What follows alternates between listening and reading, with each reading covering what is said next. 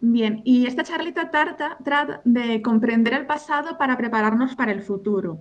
Y seguro que todos tenemos en mente pues eventos climáticos extremos, extremos como cuáles, por ejemplo, eventos de inundación, como a lo mejor pueden recordar la riada del año 2002, la tormenta tropical del Delta, o también otros eventos climáticos más recientes también, por ejemplo, como estos momentos de entrada de aporte de calima de polvo sahariano, como la de los carnavales del año 2020, aquí lo podemos ver, o una, que traigo una noticia del año 2024, en el que, bueno, pues debido pues, a este episodio de Calima, pues habían suspendido las clases. Entonces, todos estamos rodeados de eventos climáticos extremos.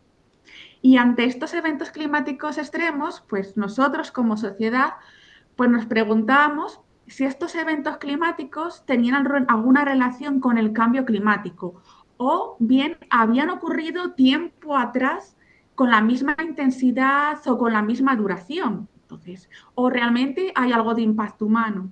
Y para poder dar respuesta pues, a estas preguntas, pues lo más sencillo es vamos a viajar al pasado. Necesitamos una dimensión temporal. ¿Y cómo vamos a conseguir viajar al pasado para ver si estos eventos han ocurrido con la misma intensidad o la misma duración? Bueno, pues uno de los mecanismos o herramientas que tenemos son utilizar las series de los datos instrumentales. ¿Qué es esto?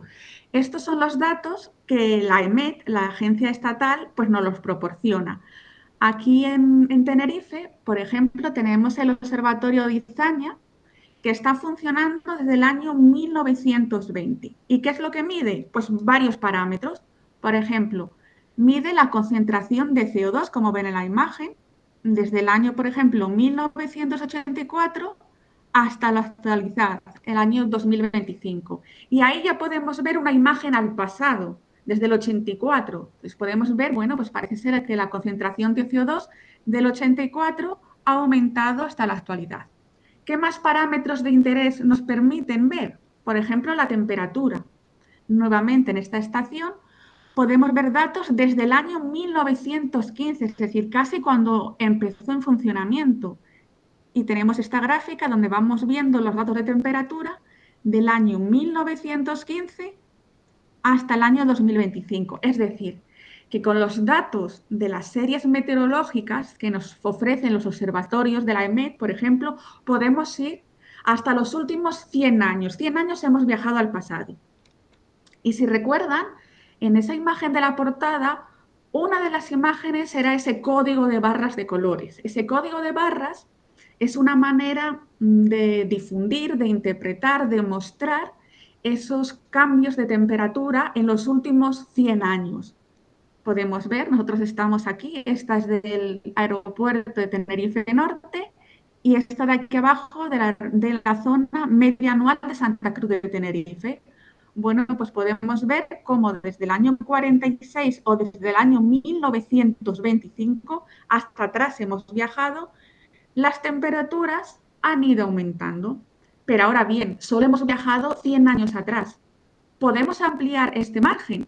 Sí. ¿Cómo lo podemos hacer? Por ejemplo, utilizando los archivos históricos o las evidencias arqueológicas.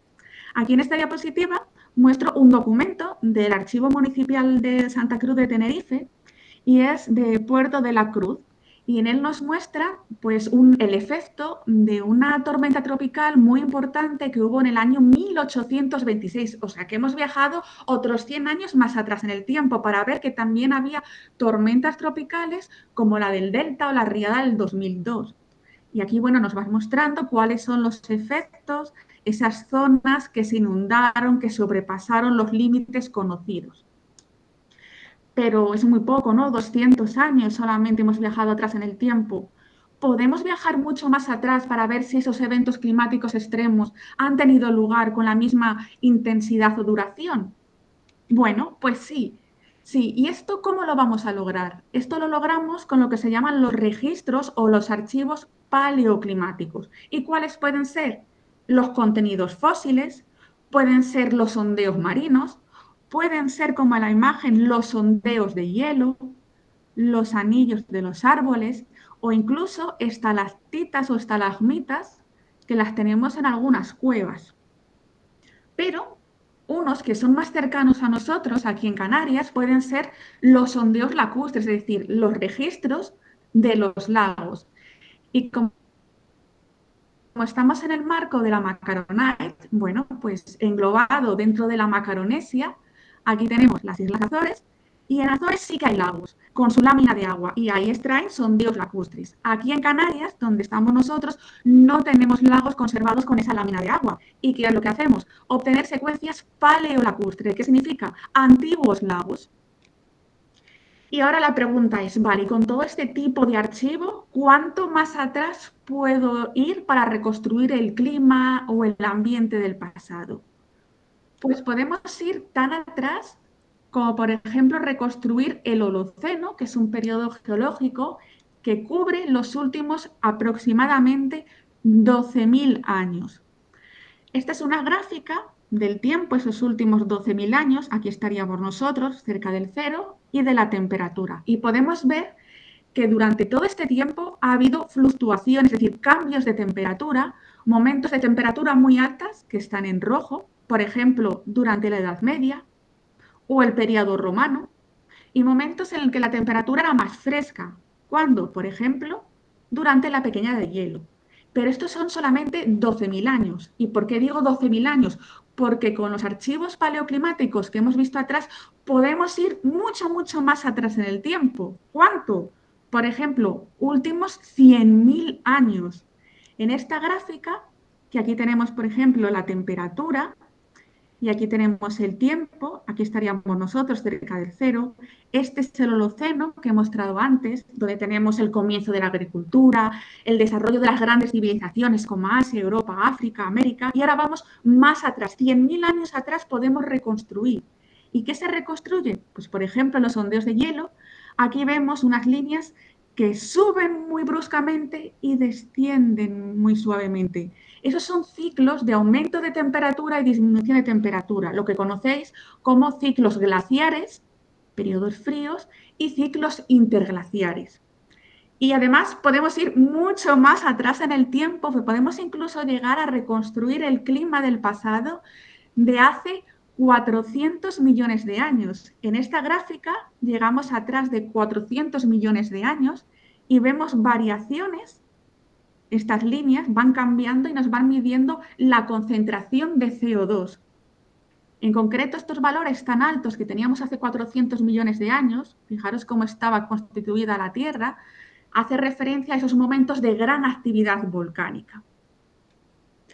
Y ahora la pregunta que nos podemos plantear es, vale, yo sé que nos extendemos tan atrás en el tiempo, hasta 400 millones de años, pero ¿cómo es posible que esos archivos paleoclimáticos, y en concreto los sondeos lacustres, que es lo que podemos tener aquí en Canarias, puedan preservar toda esa información? ¿Cómo se extraen esos ciclos glaciares, interglaciares, concentraciones de CO2, si llueve mucho o si hay calima? Bien, pues lo que tenemos que entender o imaginarnos un registro lacustre, un lago, como una pequeña cuenca, como un pequeño vaso. Y ahí en el vaso se va a almacenar barro, sedimento. Y ese barro, ese sedimento va a ser muy diferente. ¿En función de qué?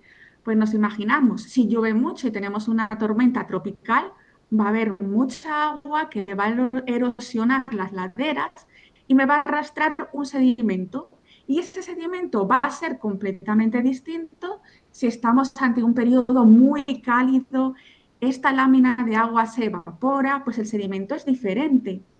También, por ejemplo, si estamos en una zona volcánica y hay una erupción volcánica, esas cenizas se van a depositar, van a caer dentro del agua y van a formar otra pequeñita capa de sedimento, distinta a la anterior. Si tenemos una intrusión de calima, de ese polvo del Sáhara, también va a ser completamente distinta a todo lo anterior. E incluso si en esa zona nosotros tenemos impacto humano, bien, por ejemplo, porque hay una actividad, hay ganadería cerca, toda esa información va a quedar registrada en el barro, de tal manera que en ese sedimento, como la imagen que ponía en la portada, que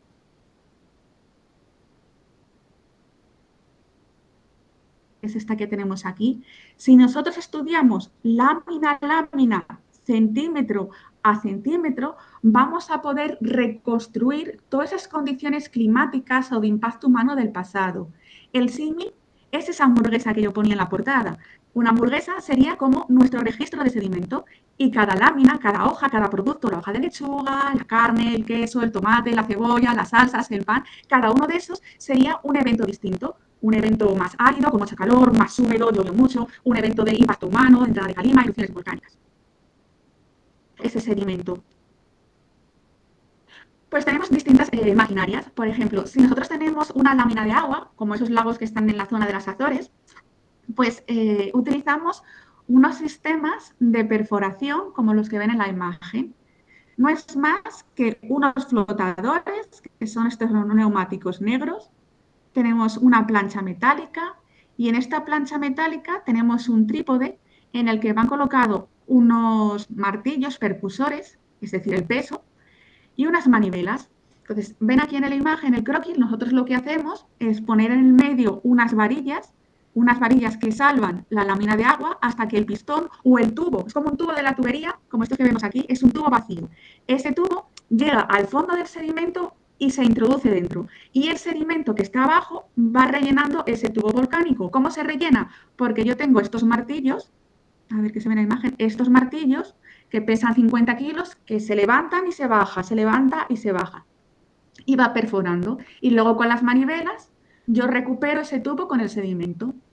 Aquí en Canarias, bueno, pues no tenemos esa lámina de agua, por tanto es mucho más fácil hacer una maniobra de perforación, como la que va en la imagen, muy sencillo. Tenemos nuestro tubo con el sedimento y va entrando debajo de la tierra, simplemente perforando, soltando un peso y recogiéndolo, soltándolo y recogiéndolo. Esto es en la Laguna Grande, en Garajonay, pero también es verdad que hay zonas que son de difícil acceso, como por ejemplo la caldera de Taburiente. La caldera de Taburiente es muy problemática, no podemos meter esta maquinaria y tenemos que ir tomando muestras discretas directamente en los perfiles de sedimento. Y ahora que tenemos el barro, ¿cómo vamos a obtener toda esa información para reconstruir el clima del pasado? Bueno, pues de una manera muy breve, lo que hacemos es coger esos tubos y abrirlos a la mitad. Y en esa mitad nosotros, por ejemplo, medimos propiedades como los minerales metéricos que hay dentro, o por ejemplo, en estas otras imágenes, nosotros lo que medimos son los elementos mayores y minoritarios, es decir, esos elementos de la tabla periódica, el silicio, el aluminio, el titanio, que nos van a caracterizar pues el tipo de barro que va a ser diferente. También, ¿qué hacemos? Lo metemos al microscopio, una pequeña lámina, y nosotros vemos pues, cómo está caracterizado. Pues unas imágenes de lo que podemos ver en ese sedimento. Si hay cuarzo, que es un mineral, feldespato, otro tipo de mineral, si hay fragmentos de conchas. También podemos ver si a lo mejor hay diatomeas. Diatomeas son unas algas, y al encontrar las diatomeas, la parte resistente, es decir, la parte fósil de las diatomeas, pues nos da una idea de la calidad de las aguas para que estas algas pues pudieran proliferar. ¿Qué más podemos ver bajo el microscopio? Pues materia orgánica, como la que ven en la imagen, que puede ser de origen terrestre, origen acuática, granos de polen para reconstruir la vegetación, carbones, podemos encontrar microcarbones o macrocarbones que nos da una idea pues, de los eventos de incendio del pasado. Y si estamos trabajando en una zona volcánica, pues podemos ver vidrio volcánico.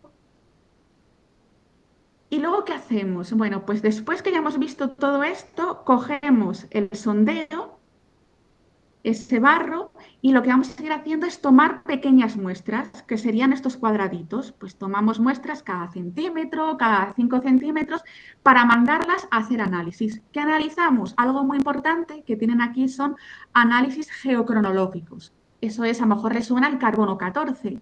¿Para qué es? Para datar, es decir, para darle una fecha al sedimento. Saber que esto, por ejemplo, es el año 500 y este de aquí es el año 1990. Hacemos análisis biogeoquímico, es decir, analizamos esas diatomeas. Hacemos análisis geoquímicos, por ejemplo, el contenido de carbono o el contenido de nitrógeno que hay en ese barro, en ese sedimento. Analizamos también el tamaño de grano, es decir, a ver si hay granos grandes que nos indiquen que en ese lago había mucha energía, es decir, aportes fluviales, o granos muy pequeñitos que nos dijeron que la lámina de agua estaba muy estable, unas condiciones un poco más cálidas. Y algo que pues en mi grupo estamos pues trabajando es la geoquímica orgánica molecular. Simplemente para que tengan una idea de lo que significa esto, se tienen que imaginar pues un paisaje, tenemos ahí nuestro laguito, nuestro barro y una vegetación alrededor. Las hojas van a caer en ese sedimento, en ese barro, la hoja se va a degradar, la materia orgánica se descompone y forma parte de ese sedimento. Y nosotros lo que hacemos es extraer la materia orgánica que está preservada en ese sedimento con una serie de disolventes orgánicos, que igual puede sonarnos a lo mejor la acetona para las uñas, bueno, pues a nivel ya de producto químico de laboratorio, lo añadimos al sedimento y obtenemos pues la materia orgánica disuelta en estos colores que veis allí, pues colores amarillos. ¿Qué significa todo esto? Significa que si nosotros analizamos esos compuestos en estas pequeñas capitas, podemos dibujar la vegetación del pasado. Si en un momento había angiospermas, en otro momento había más gimnospermas, en un momento eran arbustivas, otro pasaron a ser herbáceas. Es decir, que reconstruimos la vegetación y también la podemos reconstruir la precipitación del pasado, porque no va a ser lo mismo unas condiciones húmedas para un desarrollo de una vegetación que unas más áridas para otro tipo de vegetación.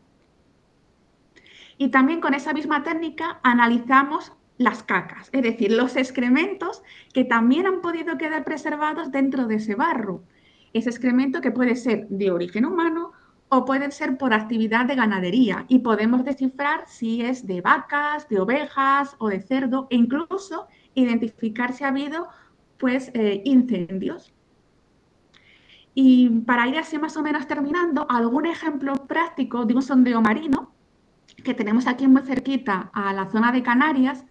Aquí vemos, por ejemplo, que son los últimos 25.000 años, hemos viajado hacia atrás. Y hay un componente que se llama el componente terrígeno. Ese componente terrígeno son las partículas eólicas de la calima. Y aquí hubo un momento en el Holoceno que vemos que hay muy poquito. ¿Qué significa eso? Que el Sáhara en ese momento estaba lleno de lagos y lleno de vegetación. Y aquí hay otro momento en que esas partículas, esos granos, aumentan. ¿Por qué? Porque ahí teníamos otras condiciones del Sáhara desértico como lo conocemos hoy en día.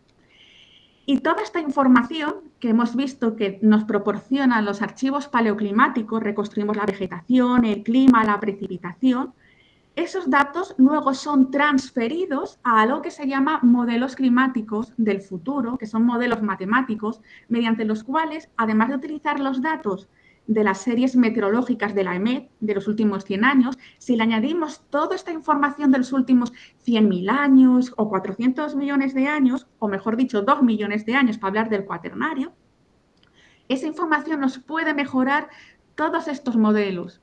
Por eso, esta charla iba enfocada a comprender el pasado, esos archivos paleoclimáticos, para prepararnos para el futuro. Esos futuros, esos modelos de edad, como ven en la imagen, en la que ya nos indican esas tendencias, por ejemplo, a temperaturas más altas. Por eso es la charla, y ya para terminar, tiene el título La Tierra tiene historias que contarnos, el paleoambiente y nuestro futuro. Muchas gracias.